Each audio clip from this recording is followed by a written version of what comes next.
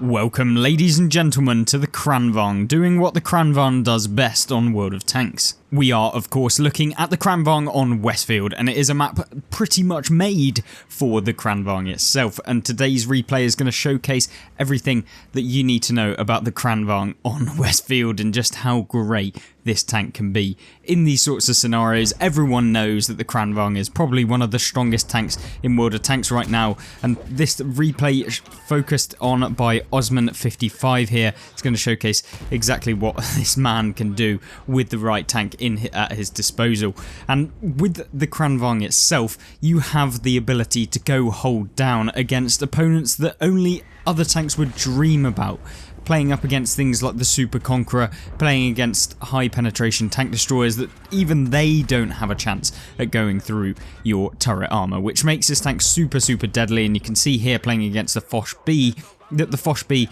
is going to be the one that is kind of fearing the Kranvagn along with the rest of the enemy team.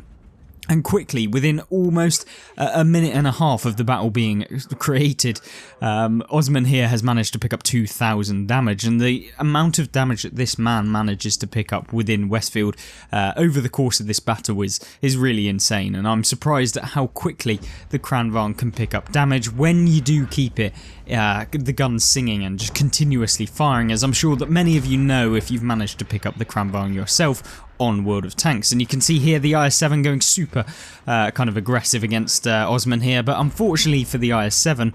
it wasn't the best idea, and he tries to go again at Osman here, but you can see him just getting low enough so that the IS-7 can't fully depress into the lower plate of the Kranvagn, which makes it very difficult for him to be able to deal anything. And you can see here, hopefully he doesn't take another one, which he manages to avoid, and the enemy artillery, being what artillery do best, trying to take him out from the base, and of course being the little base campers that artillery are. And you can see round after round after round of the artillery coming in, but it's doing absolutely nothing to Osman here.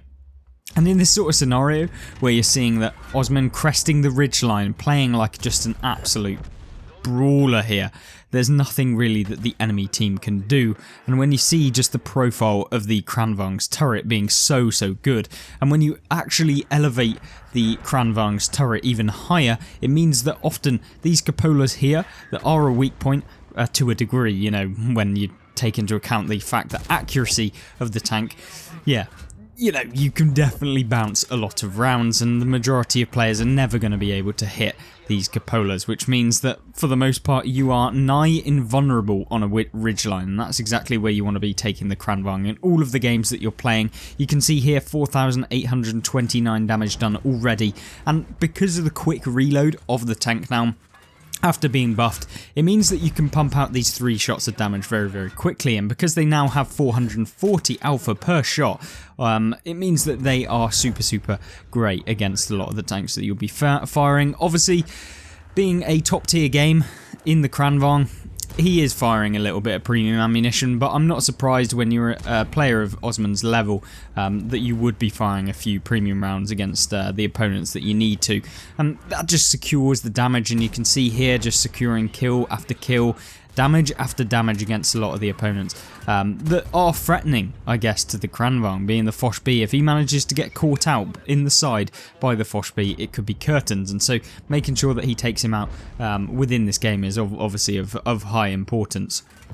And making sure that you don't actually expose too much of the hull armour is also something else that you should note. Now, you'll note that the Super Conqueror over here is now pushing down on this area, and this is where I guess the Kranvagn can be used even better, where, you know, you can surprise opponents, and because you just have so much alpha damage in terms of the full clip potential, you're looking at 1320 I think is the total amount of damage you can do in one singular clip of the Kranvagn. It means that your opponents, you know, you can almost 2 clip every single tank in the game, bar the Maus and the E100, but even then you're coming up against things like the Super Conqueror, and for the most part, if you can get yourself into this position where you're using the gun depression, where you're able to take and push your advantage to the opponents that you're coming up against, the Kranvagn becomes almost insane. And you can see within this game 7,270 damage done, 1,765 assistance as well, which makes this tank I don't even know. Like, the fact that Wargaming reintroduced this tank as a kind of buffed version of the previous state of the Kranvagn means that on World of Tanks this thing has never been better, and I'm wondering if Wargaming will ever nerf this tank back to the sort of position that they're hoping that it will probably go to. But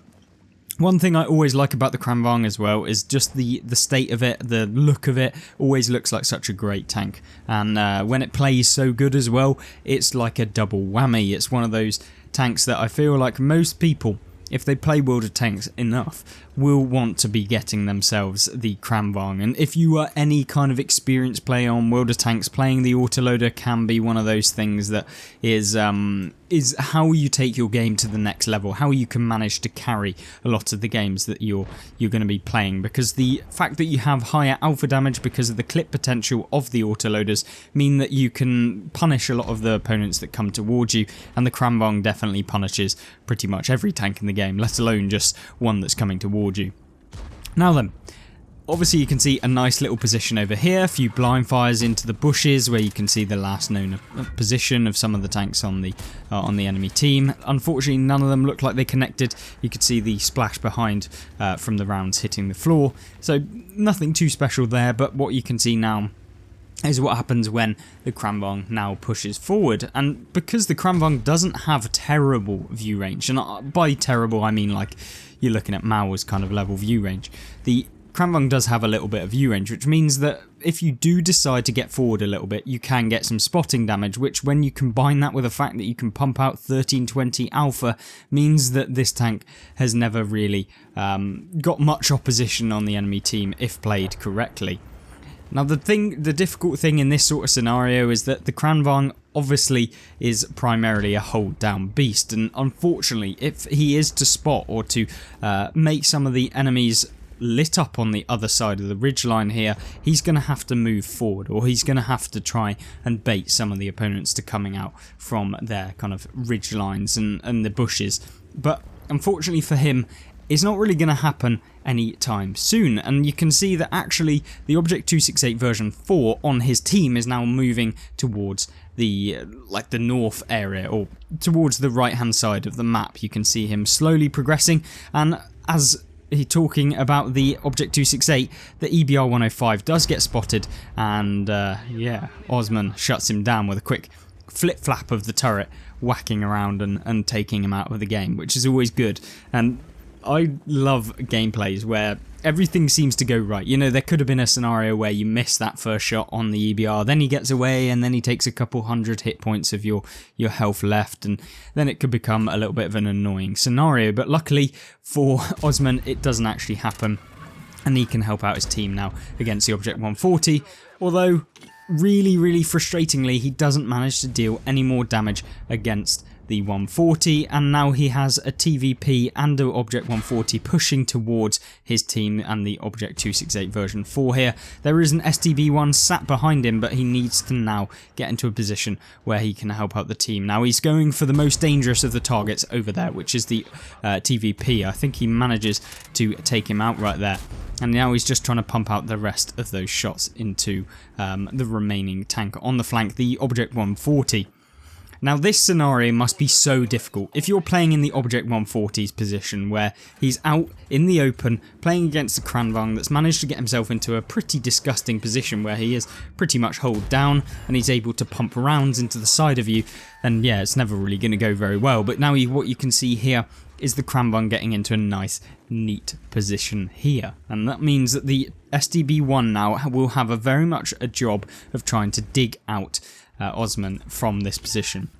Now we don't know how many hit points the STB1 is, other than the fact that there is 1700 total hit points. There's an artillery in the game, so you work it backwards, you're probably looking at the STB being on about 1300 hit points roughly. And so yeah, making sure that you try and avoid getting caught out in the open. You're a 3-shot for the STB, meaning that you could take a couple of hits without really needing to worry. But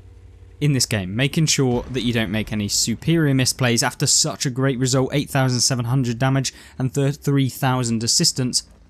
will be of top priority, and of course Osman will want to win this game, having picked up 8 kills and potentially going for a pools medal should he be able to take out the STB and the artillery at the end of the game. He does have, of course, the Leopard 1 as a little bit of support, and he does have the artillery piece, the Batchat 15558, who could help him out should he manage to spot the STB. Now in this sort of scenario, me myself, I would be thinking, right, where is this STB gonna actually be, and is it worth it for me to spot for my team? Is it worth trying to go up in this sort of area and move towards the STB, going through the town, keeping some kind of blocked areas so that the STB doesn't have line of sight, whilst also allowing me to move forward and spot him and therefore get some support from the Leopard and the Batchat? Or is it better for me to just stay hold down in this position and hope that the STB would come towards you? Now, Osman is kind of sticking with the latter, and he's thinking, well, I'm going to stay here, I'm going to see what the STB is deciding within this game. Now, whether that is a bad play or a good play is yet to be seen within this replay, and I'm sure that whatever happens, Osman will still fare very, very well. And you can see him angling his turret up. This is exactly what I was meaning by trying to avoid them being able to hit the weak point, because of course the top of the turret here is where the weak point is, where you can see these cupolas on the top, which for the most part no one's going to be able to hit at any kind of real distances without getting super lucky, but just trying to avoid any chances, and that's what the top players in World of Tanks will try and do, especially when playing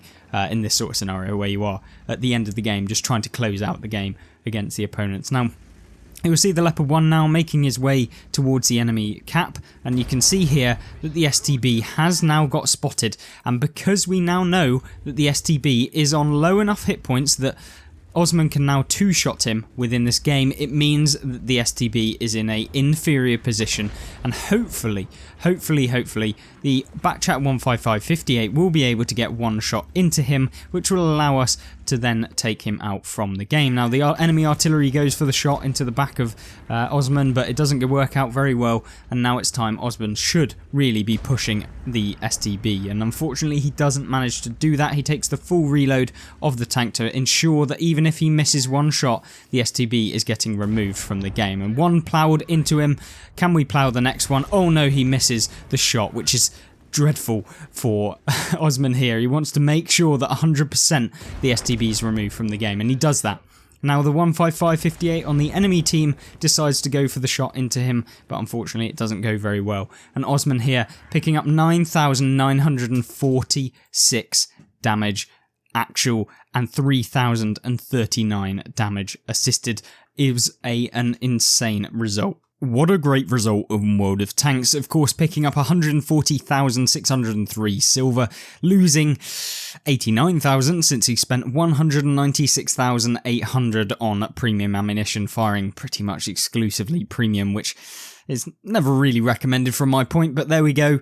He still has the score to back it up with 10,392 damage done, 9 kills, and of course 1,783 base experience, which makes it one of the best results on whatreplays.com, and that's a really crazy result, to be honest with you. Thank you very much for watching. Of course, if you want to check out an insane replay in various different tanks, there will be the Skoda T56 on the left, which was insane, and also check out the other replay and gameplay review of one of the What Replays on the channel on the right hand side, which will be the playlist of all of the different gameplays. So hopefully you join me in one of those, and I'll see you there. Goodbye.